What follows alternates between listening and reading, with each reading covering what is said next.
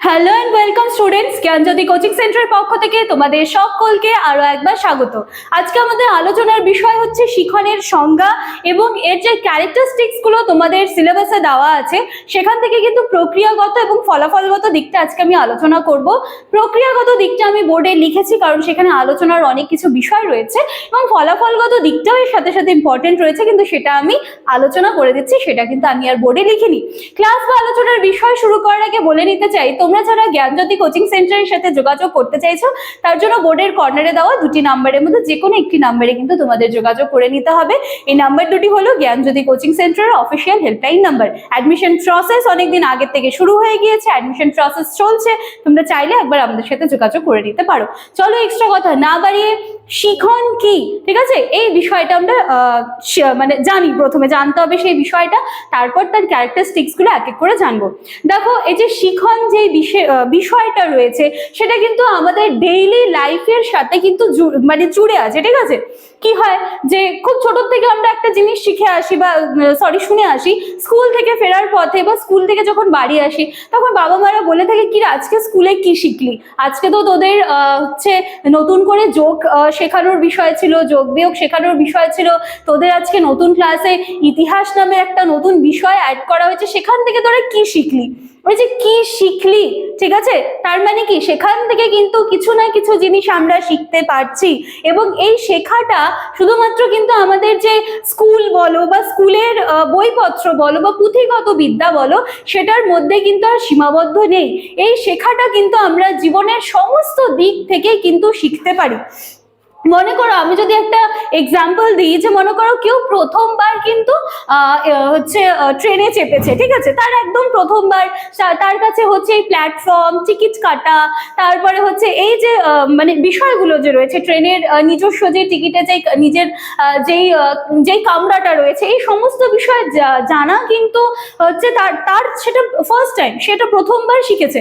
এবং সে যখন ফিরে আসছে সেই জার্নিটা থেকে, তখন তার থেকে জানতে চাওয়া হচ্ছে যে আচ্ছা তুই ট্রেনে গিয়েছিলি তো তোর এক্সপিরিয়েন্স কেমন ছিল, তো তখন সে নিশ্চয়ই বলবে হ্যাঁ কিছু জিনিস আমার কাছে নতুন ছিল, কিন্তু ট্রেনে চাপতে গেলে যেই জিনিসগুলো প্রয়োজন রয়েছে সেইগুলো কিন্তু আমি শিখতে পেরেছি। এই যে দেখো, শিখতে কিন্তু পেরেছে, তাহলে এটাও কিন্তু এক রকমের শিখন। এবং এই শিখন কিন্তু পুরো জীবন ধরে বা সারা জীবন বা সমগ্র জীবন ব্যাপী এই শিখনটা কিন্তু ঘটে থাকে। আচ্ছা, শিখন যখন বললাম, তাহলে এর সাথে কিন্তু জুড়ে আছে আরো দুটো ইম্পর্টেন্ট টার্ম, একটা হচ্ছে কিন্তু স্মৃতি এবং আরেকটা হচ্ছে বিস্মৃতি।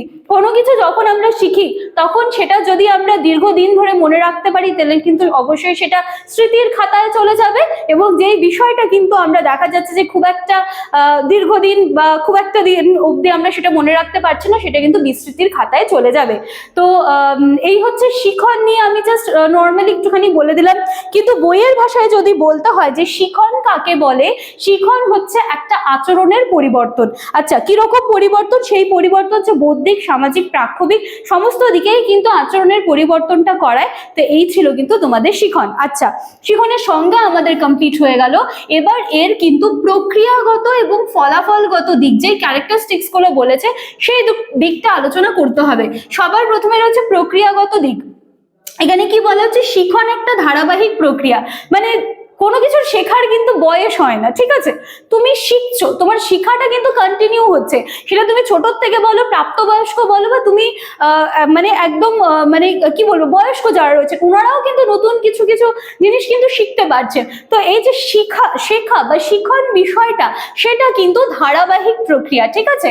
এরপর হচ্ছে শিখন হলো লক্ষ্য অভিমুখী, তার মানে কি শিখনের লক্ষ্য স্থির হলে মানে সেই শিখনটা কমপ্লিট করতে কিন্তু মানে ইজি হয় বিষয়টা, ঠিক আছে। আচ্ছা, এরপরে কি বলা হচ্ছে, শিখন অনুশীলন নির্ভর, তার মানে কি যেই জিনিসটা যত বেশি প্র্যাকটিস করা হবে সেই শিখনটা কিন্তু তত ভালো হবে, ঠিক আছে।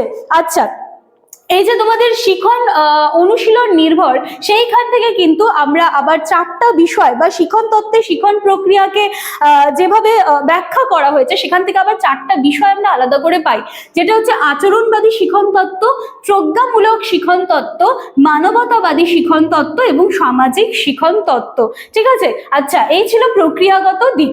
এবার আমরা একটু ফলাফলগত দিকটা আলোচনা করে নিচ্ছি। এখানে বলা হচ্ছে যে শিখনের ফলে কিন্তু বাচনিক জ্ঞানের যে প্রসার সেটা কিন্তু ঘটছে, শিখনের মাধ্যমে বৌদ্ধিক দক্ষতারও বৃদ্ধি ঘটে এবং এর সাথে ব্যক্তির মধ্যে বিভেদীকরণ, মূর্ত ধারণা গঠন, এই যে বিষয়গুলো সেগুলো কিন্তু ফলাফলগত দিক থেকেই কিন্তু হচ্ছে। ঠিক আছে, এছাড়াও রয়েছে শিখনের ফলে ব্যক্তির বৌদ্ধিক উদ্ভাবন, প্রয়োগ, নিয়ন্ত্রণ করতে সক্ষম হয় এবং শিখনের মাধ্যমে অঙ্গ সঞ্চালনমূলক দক্ষতারও কিন্তু প্রকাশ ঘটে। তো চলো আজকের আমার আলোচনার বিষয়টা এখানেই শেষ হচ্ছে। শিখন আলোচনা করে দিলাম, তার প্রক্রিয়াগত দিক, ফলাফলগত দিক আলোচনা করে দিলাম। আশা করছি পুরো বিষয়টা কিন্তু তোমাদের কাছে ইজি হবে ভিডিওটা দেখার পর। তো চলো দেখা হচ্ছে নেক্সট দিনের ক্লাসে। ভিডিওটা ভালো করে দেখে নিও, ভালো লাগলে লাইক, কমেন্ট, শেয়ার, সাবস্ক্রাইবের আশা রাখলাম। Thank you.